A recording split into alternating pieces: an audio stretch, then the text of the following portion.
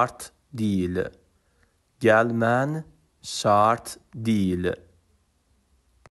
Birdenbire.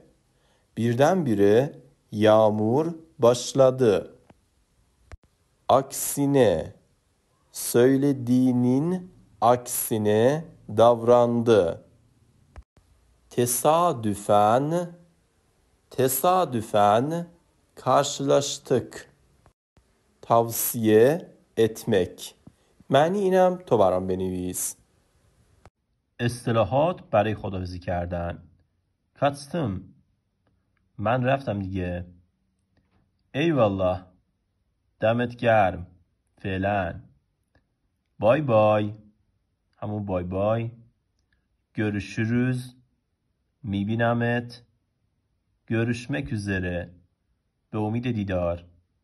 فالو یادت نره.